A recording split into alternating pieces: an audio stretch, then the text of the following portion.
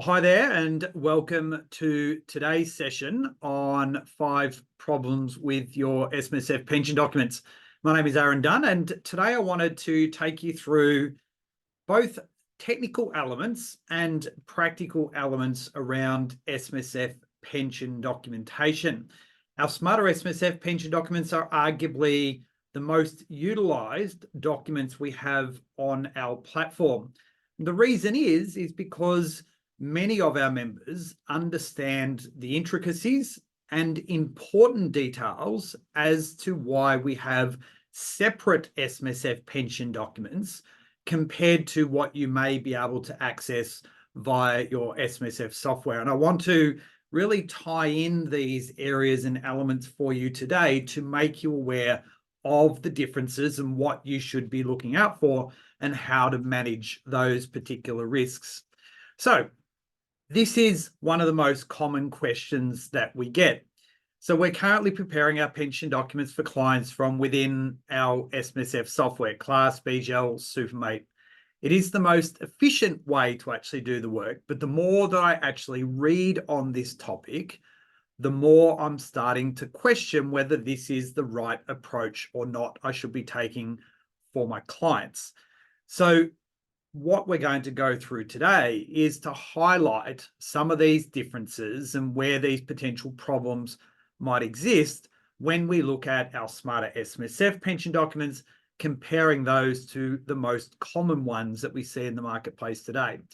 Before I jump into each of these problems, I just want to touch on where we're at and why we are at this particular point in time with documents, because the reality is we have for a long time had a level of historical gap that existed within not only our pension documents, but more broadly our compliance-based documents. And this is particularly the case because of our transition to retirement income streams that have come in that are newer than our account-based pensions.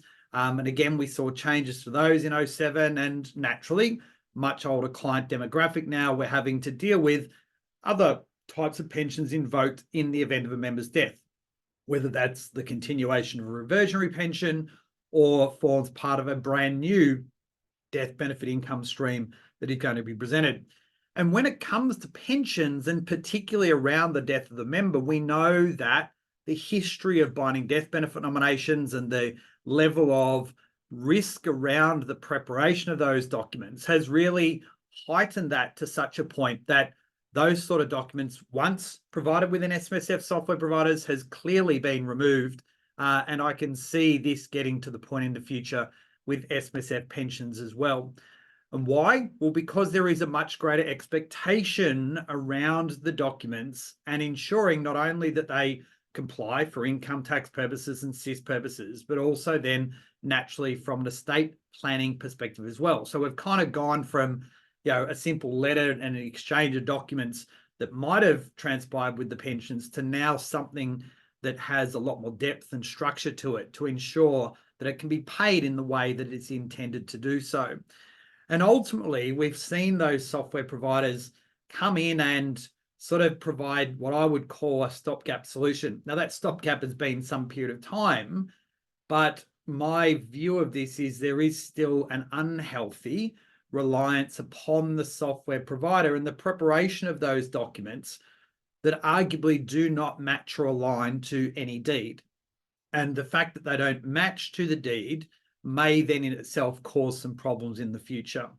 The alternative that we've seen to that is that some firms, rather than utilizing those documents, they've then gone out and prepared some themselves, or then alternatively, they've gone and utilized an organization such as Smarter SMSF to be able to produce those documents consistent with the deed that they have in their practice. So let's kick it off, because this is problem number 1, and it is alignment to the fund's governing rules. So when we look at our software and we see the different documents that are prepared here, I've just got the extracts you can see here from both Class and BGL, naturally being the two most dominant in this marketplace. What you will see here is very clearly a set of minutes of meetings or resolutions. Now, that may be perfectly acceptable, but what we need to ensure and understand is what is the accepted form of documentation to start that income stream in accordance with the fund's governing rules, because we do see a number of deed providers out there that would stipulate that we need an agreement, a contract, so to speak, that in essence binds the agreement between the two parties, being the member and being the trustee of the fund. Now, one of the ways in which we achieve this within our Smarter SMSF deed is we utilize what we call a special rule of the fund. So when we create our pension documents, and those pension documents are created in accordance with the Smarter SMSF deed, we can choose for that pension to become a special rule of the fund. Now, what does that special rule mean? Well, you can see that in here in Rule 1.8. Naturally, subject to the superannuation laws and the fund retaining its complying status, it will enable the fund to, in essence, annex that document, the pension commencement, as if it was part of the governing rules itself. And the important part to that is that that has been agreed to by the member and by the trustee, and therefore we have a contractual arrangement between those parties to not only pay that pension, but also allow for that pension to be potentially altered at some point in the future. Now, what it requires, as you can see there, any additional rule in the bottom part of that highlighted paragraph, any additional rule may become a special rule if declared so by the trustee, okay? And therefore, in the pension documents, we declare that that is the case, and as such may not be varied by any variation of these rules unless there is specific consent of the trustee and any member that would be affected by that. So we see this as being crucial, not only in the context of A, understanding that we need an agreement between the parties, but two, we then want to annex that document as if it was a rule inside the deed itself. Okay, so two crucial bits there that we have around the SMSF pension. Now, we also need to refer to our ruling 2013/5 about when a pension commences and ceases. And this is quite interesting because it has been clear for some time that the commencement of a pension must be determined by the reference to the terms and conditions of the superannuation income stream and agreed to by the trustee and member, the rules of the income stream as set out within the governing rules. So we must have agreement. Then we must ensure that the rules are set out for that pension and are consistent with the governing rules of the fund. So Rule 25.1, as you can see on the screen here, sets out the way in which a pension can be prepared. So what do you need to be asking yourself here? What are the terms and conditions being referenced within the pension documents? Okay, so what is it that is inside our pension documents that allow us to be able to pay the pension? So are they explicit within the pension documents about what the terms and conditions are? And do they actually, are they more generic, and therefore we need to go back to the deed? Now, any good deed will generally be more generic at the deed level than the pension level. And what I mean by that is that you can see here in Rule 25 in the Smarter SMSF deed, we have general powers that in essence enable the fund upon request by the member to commence an income stream. But then it's the specifics of the pension that set out the terms and conditions that then become a special rule of the fund that allow for that pension to be paid. And what we sometimes find is that if we are quite light on in the content of those pension documents, and then we're light on in respect to the deed, we get into some circular arguments. So, i.e., well, we're paying this pension in accordance with the deed, but what does the deed say in respect to how that pension needs to be paid? Well, it doesn't really say much either. So therefore, we can come into some problems when we're uncertain about certain actions we might want to take, and it could be around alteration. So how the deed defines the agreement is crucial, as we touched on in this problem, and making sure that it is a two-way contractual agreement between those parties. So I would be looking for not only the signatory being the member application, the resolutions, but if there's notification back to the member, we would then also want to see the sign-off of the member having acknowledged and accepted those terms that the trustees have resolved. And that is one gap that we see quite clearly when it comes to the to both the BGL and class documents. So if I just jump across here quickly for you to show you a couple of things with the different documents that we have. So first, what I might do is show you our Smarter SMSF documents in this regard. So we can see here what we're looking for in terms of our sample document is we're looking for not only the resolution around the payment of the income stream. So we can see here the request. Yes, we have resolutions because it's an acceptable form, but the notification here is all about not only acknowledging all the information, we'll come back to some of this shortly, but we then also in the notification, not only have the trustee advising that, but the member acknowledging that pension is the way in which they may have initially requested, and that they'll be bound by the rules governing that income stream being paid. So that is very different, however, when we look at the way in which the BGL and class documents are prepared, because there is a request. We do also have some resolutions around the acknowledgement to pay certain things and the conditions of release. And then there is notification here.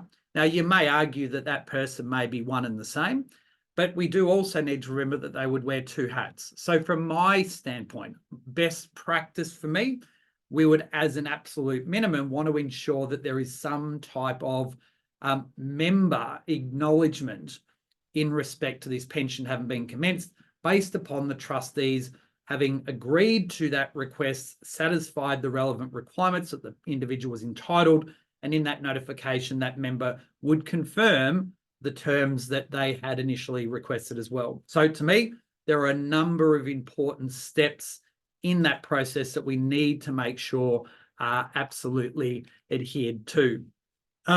So using the standard documents here, that is one area that I see a specific risk on. And again, not significant, but that acknowledgement that the pension has actually commenced, I see as a crucial one. The second problem is around the importance of a PDS. Okay, and to me, there's as much risk here for the advisor as there is for the trustee themselves. So there is the issue within the Corporations Act of actually, well, do you need to issue a product disclosure statement in the context of a self-managed fund? Now, what the PDS rules say around the issuing of a PDS to an SMSF member is we must issue a PDS when a member converts from accumulation to pension phase. So this is a financial product that is being acquired, and where you have a financial product that is being acquired, then there is the requirement to issue a PDS. Now, there is limited exceptions, and the limited exception here exists if there is on reasonable grounds the view that the member has received or has or knows that they have access to all of the information that the PDS would have required them to acknowledge prior to them making the decision to start a pension. Okay, so this is what we see in SMSF land that gets relied upon quite a bit. Well, they're wearing dual hats. They're a trustee and they're a member. So therefore, on that basis, we don't need to issue them with a PDS. I challenge you on that though, because if you're producing the documents, the pension documents for your clients, then you don't issue a PDS. You're making the decision for them that they are fully cognizant and understand all the elements around the payment of the income stream for them. And we know quite clearly, I would find it very, very, very unlikely that our clients would be acutely aware of the issues, not only the minimums, but above and beyond the minimums around what happens from a reporting sense, what happens in the event of death, the rules around commutation, all those things. So you not issuing the PDS becomes an issue in itself, my personal opinion. So the default position here is the client's understanding would be insufficient. Therefore, I would not be relying upon the exemption in 1012D, but rather I would be issuing the PDS under section 1012B of the Corporations Act. So again, one of the reasons why our software providers don't provide the PDS is that there's no specific connection to a deed that sets out some of the rules and nuances that happen with different document providers. Smarter SMSF, as I've already touched on, we have our special rule of the fund that is unique to our pension documents and unique to our deed that allows you to annex these rules as if it was drafted into the deed itself. So the PDS, and we have a specific PDS for our pensions, it includes the things like the type of pension that's being paid, the term of the pension, if it's relevant, what the various admin, tax, legal, actuarial considerations are in establishing and running the pension, the various advantages and disadvantages, whether it's commutable or reversionary, estate planning implications, and much more. And once again, we have the individual sign that document as acknowledgement that they have understood the decision that's been made around the commencement of that income stream. So I'm going to jump across again here, and you can not only see the acknowledgement there, but you can then see that product disclosure statement, and it has all that member information and then goes through and stipulates the way in which that can be prepared. The fact that we have a product disclosure statement that has been issued, the requirements around the pensions, what the minimum factors are, the nature of reversionary pensions, whether you might want to segregate. Of course, we had our 1 July 17 changes and the concepts of retirement phase. We've got the various debits and credits that might impact their transfer balance account, the reporting obligations, the taxation of benefits under the age of 60 over, lump sums, and then we go through the outside the benefit payment, so where it would actually cease in the various circumstances, how they can access benefits, including through temporary incapacities and illnesses and so forth.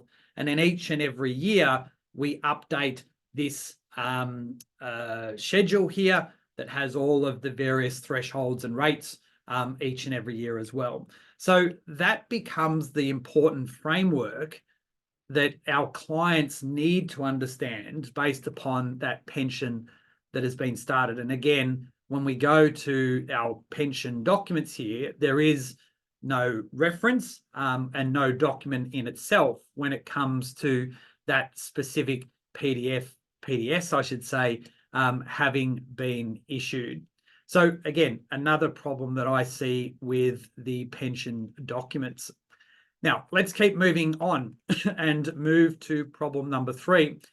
This is an interesting one because it might not always occur, but the benefit of hindsight with pensions has been something that has been running around for SMSF for a long period of time. The fact that we might be completing work now and then historically wanting to start that pension on the 1st of July of the previous year. Now, that has somewhat been limited through the introduction of our quarterly reporting for self-managed super fund transfer balance cap events. But what I do ask you is, how do we currently deal with the documentation and have it dated if that pension is intending on starting on the 1st of July, but we don't have balances at that point in time? So our SMSF documentation from our software doesn't provide us with any recognition of any member's previous intent to have started that income stream at an earlier time. So we come back to this issue of, well, are we actually backdating our pension documents, and does that put any risk not only with our client but then obviously ourselves as well? So then it comes to one of the things that we do that is very different naturally to our SMSF software pension documents. And that is, you can either choose to commence it once you've produced your financial statements, and we would acknowledge that commencement, say at the 1st of July, through the confirmation of an initial oral request. But we equally allow you to start an income stream on the 1st of July with an unknown balance. And what that unknown balance allows you to do is to effectively create a two-step process. So in the first instance, we can have that request before the 1st of July, on the 1st of July, shortly thereafter the 1st of July, using that date as an example. We can acknowledge the commencement, we can acknowledge many of the terms, but what we will say is that we won't know that balance until such a time that maybe the financial statements are being prepared, or we know that we can determine a balance that would be accepted as being reasonable to determine that commencement at that particular point in time. So the first step, in essence, notifies the member of the intent to confirm. We issue the PDS at that point, and then once we get to that second step, having completed the financials or the purchase price has been determined in some other way using the valuation guidelines, we would then go through that second step and notify the member of the commencement. And it's at that point in time, arguably, that we would then have to get our transfer balance account reporting done based upon the information that we know there.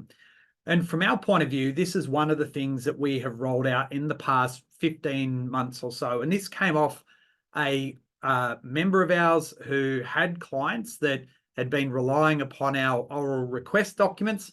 And what ultimately transpired is between the time in which they had intended on starting that pension and commenced the payments in July to the time in which the financial statements were prepared in November, that client had actually passed away and we didn't have any pension documents created. Now, we were, in essence, able to produce a set that had the executor who was appointed as the LPR to come in and really confirm that, but it became a far more complex and convoluted arrangement than what it potentially needed to be, where we could create two steps here, and then that second step, in essence, would have just allowed for that EPA to confirm that value, and then subject to the reversionary or non-reversionary status, that would have then naturally carried on. So we do have, in essence, a couple of options for you here when you purchase, when you prepare is the right word I'm after, when you prepare your pension documents, and again, subject to the way in which you might want to do it, which again is very different to the way in which when you have your class and BGL pension documents, all you're really doing is just saying, well, I wish to commence. I confirm that I have met my condition of release. I hereby request to commence with a commencement date of, and then again, how is this naturally being prepared, and how do we overcome some of those issues that I just mentioned a little bit earlier in this session. So let's keep moving on. And around this particular issue of timing of pension, well, what the tax ruling 2013-5 actually says here is the commencement date, when we look at a commencement date, may occur before the due date of the first payment, i.e. we can actually go back as far as 1st of July in a year, but the commencement date cannot occur prior to the day established as the commencement date in the terms and conditions that have been agreed to between the member and trustee that will govern the income stream. Okay, so again, we make it very clear here, make it clear that the trustee and member must agree to the terms and conditions before it can be commenced. Okay, so, and we evidence this through that trail of documents. And you can see here on the bottom right-hand side, just the language that we use in the template. I hereby confirm in this instance, the financial statements have been prepared, my previous oral request to commence an ABP at that specific point in time. Okay, and I confirm that at the commencement date, they'd met that relevant condition of release. So there's no referencing in our SMSF software documentation of the fact that there may have been some previous confirmation. And again, therefore, we get fairly long periods of time that may transpire that really disconnect the terms and conditions that have been spoken about in our ruling when a pension commences and ceases. So from our side of things, when we look at the pension document, we provide for account-based pensions and TRISs and death benefit income streams. We also allow for auto-reversionary documentation in that instance as well. We can do this in a way that gives you the ability to tap into Simple Fund 360, Class, and Supermate to pre-populate a lot of those details of the income stream. Now, you need to set up that pension inside your SMSF software first, because what we're going to be doing is we're going to be drawing down all of that information to allow for that pension to actually be prepared. So, and what I might do before we jump onto that is just go to our Smarter SMSF website and just show you here how you can actually do that. So I'm going to take you to our new site, our currently in an open beta environment, so people can actually use this site as well. But we have our pension commencement document here. And what this will allow you to do, you'll see at the very beginning of this screen, is it's going to allow you to choose which connection you want to connect with based upon the different software provider. And then once you have connected with them, and if it's, you can reset it, you can connect as well here as well. So I'm just going to disconnect this to show you the actual process. And then what it will do is through that connection, it will single sign you on. So using the API, it will enable you, if we go down to here, it will require multi-factor authentication, of course, which I came prepared with my phone.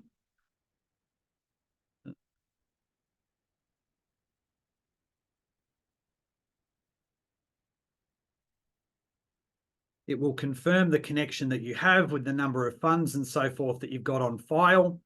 And then once that has gone through and been completed, you will then be able to choose the relevant client from your BGL connection here. So this will then come up. You can go in and choose the relevant funds that you want to have. For example, you can then choose the financial year in which that pension may have been established. And then it will enable you to select the type of pension or the pension that's being paid for that individual. And then all of that information is going to be populated into this actual pension form. Okay, so we're fast tracking the process here to enable you to, you're never going to prepare it as quickly as you get it inside your SMSF software. Okay, but the reality is we're trying to fill up as many of these fields as we possibly can to enable us to fast track this order. And you can see we've got things like validation with addresses and the like. We'll populate the various names and so forth as well. So I'm not going to spend a lot of time working through that in today's session, but I just wanted to share with you how that process actually works. So let's keep moving down that document list here. So again, we talked about that two-step process. When we actually do this two-step process, what we also provide you with is the ability to duplicate that order. So if you use the unknown balance request initially, we will then go and create a saved order for you. And that saved order, once you have the balances, will enable you to go in and in essence, reproduce or do that second step. And the most important thing here is that, and the advantage of this is it is populating or has retained the population of all of that information originally that you got out of your SMSF software. And the other aspect to this is when we are actually preparing those pension documents, and again, I might jump back here and I might just go back to our original platform here. And you'll see within the pension documents we have in here with the different members and so forth, is we can then resume, in essence here, what is a previous version of that, or the original stage 1 has been produced. And then in here, what we now have is the duplicate, and that duplicate will allow us to go through based upon the information that we have for this individual, and very quickly, in essence, go through with all of this confirmed information. It will allow us to, in essence, populate, generate, and then move on. One of the things we have done, of course, though, here is where we are now dragging down the pension information. You can see here where the account balance may not have previously been known. We can now say, well, yes, we did know the pension at that point in time. And what we can do, we can link that back to, say, a 1st of July 2023 start date. We've produced the financial statements to a particular year, and then allow us to simply refresh, connect, and then utilize that information in here. So if I go and grab that file, we go and grab the relevant pension that we were talking about before as well. There's nothing for that particular year in this instance, but it will then populate all of the detail that you can see with the components. Okay, so of this year that I've got here doesn't marry up to what it should be. That's why that information hasn't come through. It's looking for those. I won't bore you with trying to find it, but what it will do is then bring in the components here for you and enable us to then do the rest of the calculation. In essence, to just put 90,000 in there for argument's sake, or 910. It will then do the rest of the calculations around proportions. It will do all the information about the reversionary status, the level of pension for the year, and even the ability to make the above minimum pension elections. So again, a lot more technical elements are attached to these pension documents that you can see here. So it's done all the minimum calcs. Do you want to make the election? If you do, how many forms of priorities do you want? Do you want to take it from accumulation? Do you want to take it as a commutation from the income stream? If it is a commutation, well, what's the relevant rule that allows for it? So on and so forth. And again, one of the key differences here is we are really drilling down on the relevant rules, the powers that allow for things to occur. Whereas again, in your software, you're just seeing in accordance with the deed. Well, what part of the deed actually formally allows for those things to occur? So let's move back again to our pension documents or to our presentation. And as you saw there are a number of inbuilt smarts that we've got into this as well. So if over age 65, then it allows for the account-based pension to be paid, not giving you the choice to choose a TRIS, because they're over the age of 65, they've already satisfied the condition of release.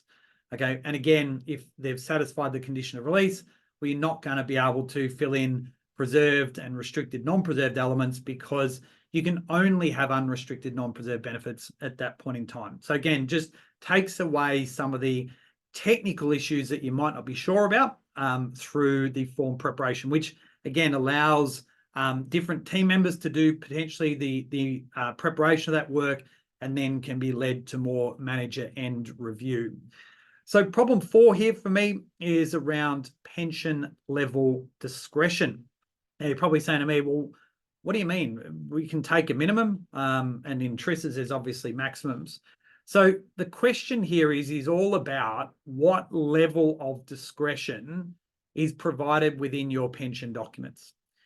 And one of the things that we have noted is that our software pension documents might not necessarily provide the flexibility to allocate from one pension to another pension, or between members or interests of members, when the pension standards haven't been met.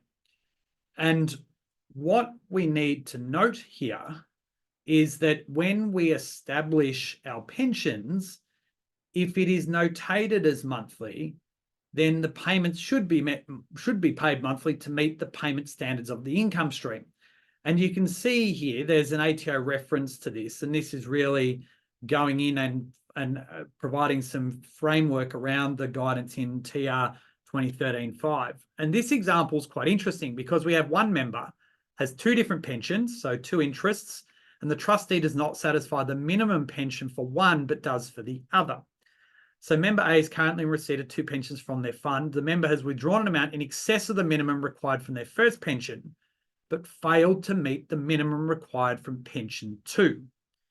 The trustee must ensure that each pension meets the minimum payment requirements. It is irrelevant that the combined income received from member A for these two equates to the amount greater than the combined payments.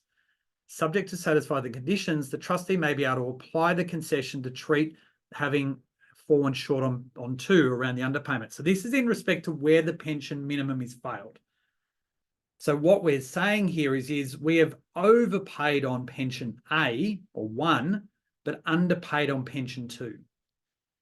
Unless we are allowed to, under the terms of the agreement, i.e. our pension documents, there is no right to move the excess from pension 1 to pension 2, or from John citizen to Jane citizen.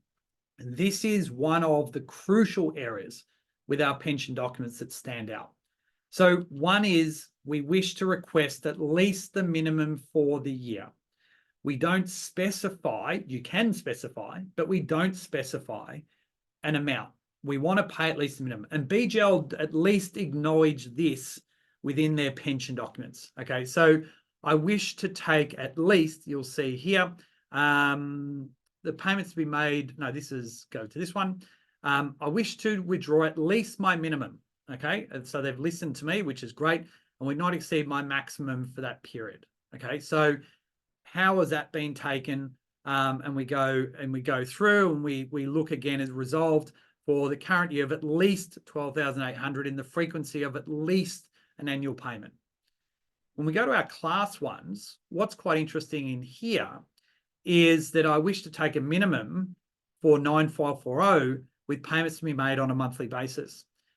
Now, nowhere within the software, as part of the establishment documents and the establishment process, is there anything that allows you to choose monthly as an option? Now, I may be corrected by someone, but when I went in and prepared this, I did not see a choice in terms of how that payment could be made.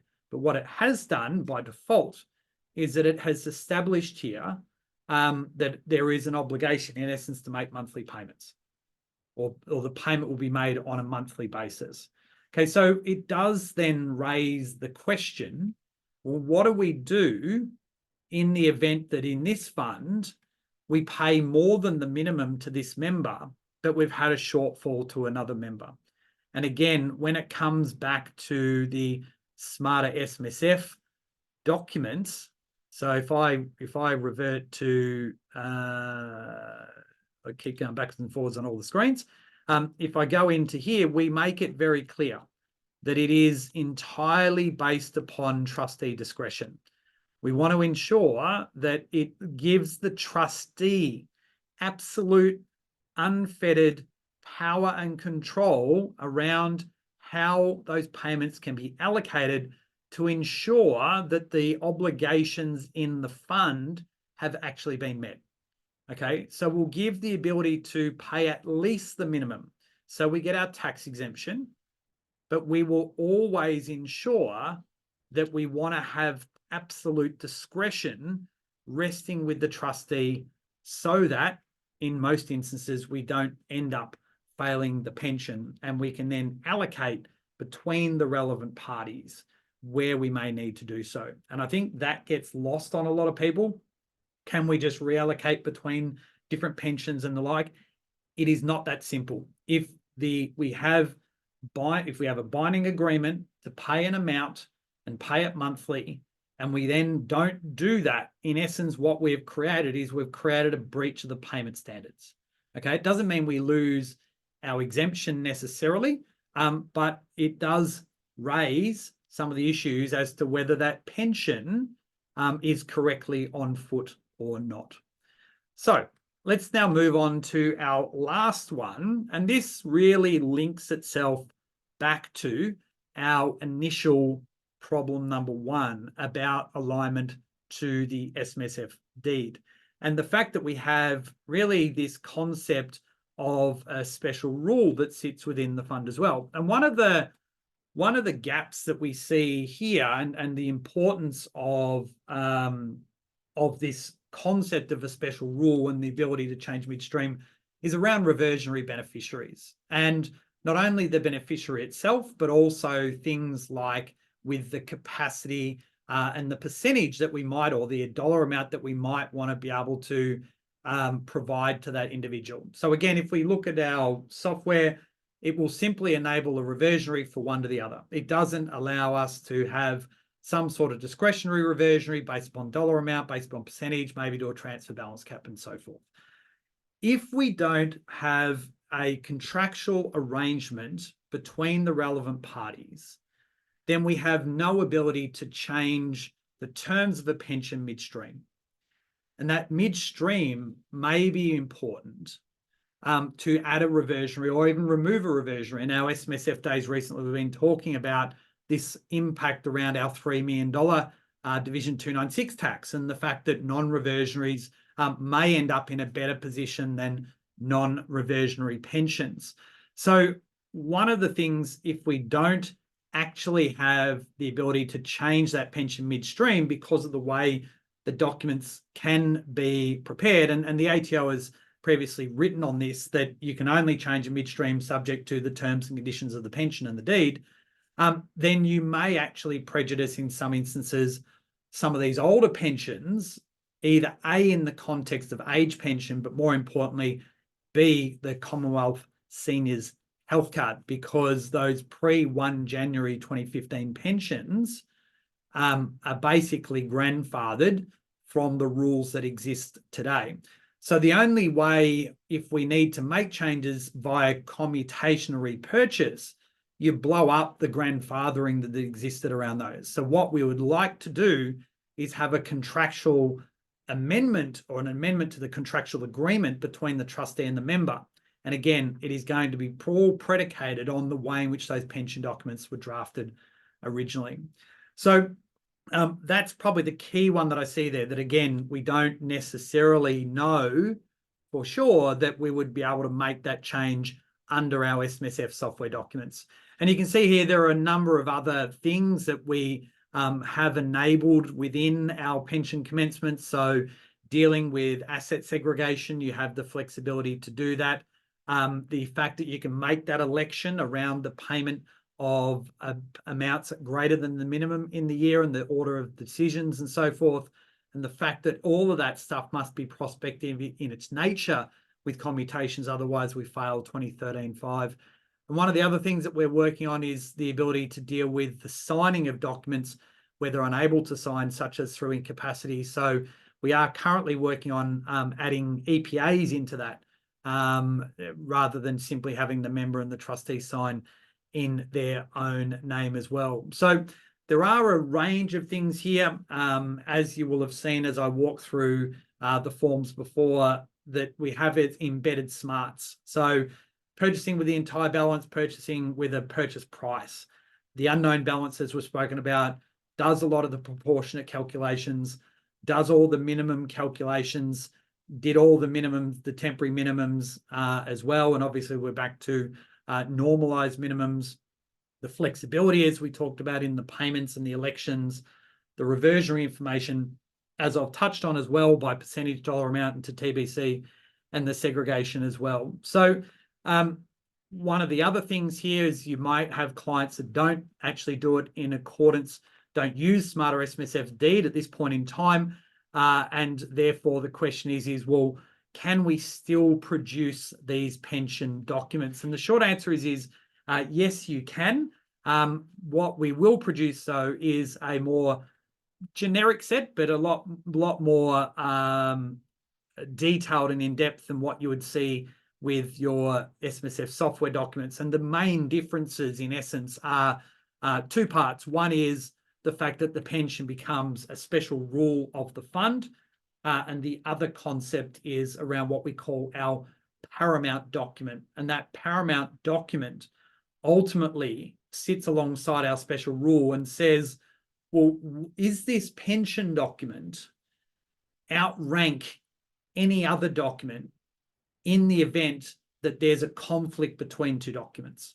So in that regard, if we have a binding death benefit nomination that wants to do X, and we have the reversionary that's intending on doing Y with our Smarter SMSF documents, if the pension document is notated in the documentation as a paramount document, then the reversionary in this instance will take precedent over any other document. Okay, so that is a concept that we have added into this process. So what happens practically is you go through, you will order your documents either on a pay-as-you-go basis or via one of our subscription packages. And what then happens is you will get your completed order. It might take a few minutes, but you'll get you'll get your confirmation of your order. You'll be able to see the information that you've submitted in the order.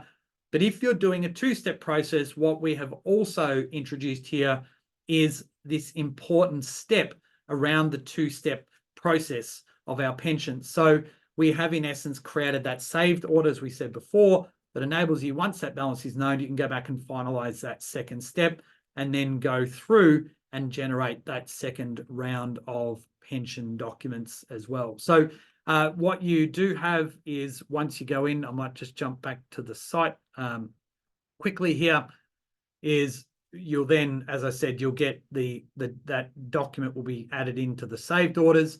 And then once the document has been generated, you'll not only be able to see that via your completed orders page, you will also get an email confirming that that order has been complete. And again, subject to the pension document or some of the other documents, there may be some additional actions that you'll be able to do from those particular completed orders. Okay, so you can download it, you can potentially send those documents into BGL. You can see here, so it enables you to use some of the API endpoints to obviously send them to different spots that you may want them to go to, in particular if you're using, say, a digital signing platform or something within Simple Fund 360. Again, however, note that in that instance, it'd want to be in accordance, the ability to sign electronically would want to be in accordance with the SMSF deed. So a lot of these different documents here will provide you with the ability to do different actions as part of that particular process. So let's take us back and pretty much wrap up today's session. If you have any questions, feel free to add them into the chat now, and I'm happy to obviously talk through some of that in more detail here. But we do have a fairly comprehensive range of pension documents. It's not just in respect to commencement that we've spoken about today. They're very simple, like satisfying conditions of releases, through to our commencements, through to lump sums, dealing with both cash in specie, dealing with death benefit lump sums, and so forth as well. We have our pension rollbacks and commutation. In that instance as well, we're about to release our workflow or doc flow that will enable for the commutational rollback to roll into, in essence, a brand new commencement if you're doing pension reboots. We'll talk more about that in our upcoming Smarter SMSF update. We have our annual pension review paperwork with elections within that, TRIS to retirement phase, pension shortfalls, auto reversionary pensions, all that sort of stuff. And circumstances where you might have clients where you can't find those pension documents, you may have taken over a new client. Our lost pension deed, again, subject to the fact that they're using the Smarter SMSF deed, will enable you to, in essence, affirm and confirm that the pension is lost and create a replacement set of rules that will enable for that pension to continue without the having to commute and repurchase. Again, might be significantly important in the context of any age pension or any Commonwealth Seniors Health Card. And just note, we're obviously still tracking quite clearly the legacy pension conversion stuff from the government as well. So if there's any change on that, we'll be obviously doing a bit of work on the 2-year amnesty for defined benefit pensions.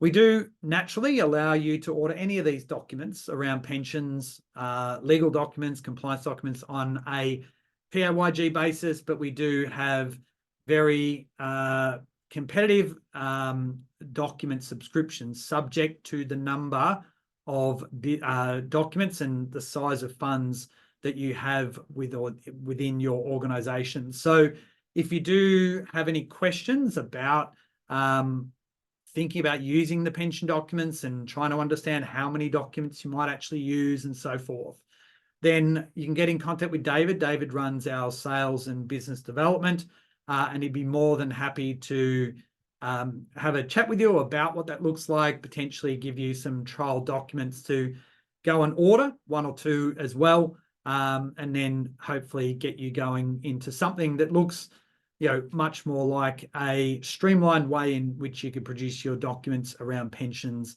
in the future. So I guess in wrapping up our 5 problems today, really highlighting some of these things that we've got as these key takeaways. Getting your pension documents aligned to your deed is going to remove any future risk that the fact that a pension may revert or not revert could end up being challenged in a court of law. We didn't really think 10, 15 years ago that BDBNs were going to be so important in the way in which they are constructed as they are today.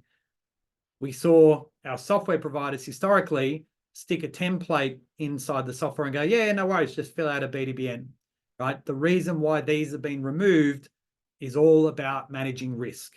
Not only managing risk for you, managing risk for them, because of the fact that we must follow the governing rules of the fund to enable that pension to be paid. So I can see some challenges ahead potentially coming around pensions as well. So it's about getting your pension documentation right to avoid any potential challenge.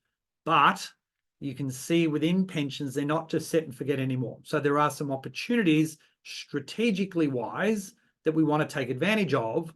And what we're trying to do is encapsulate those as part of that pension commencement process.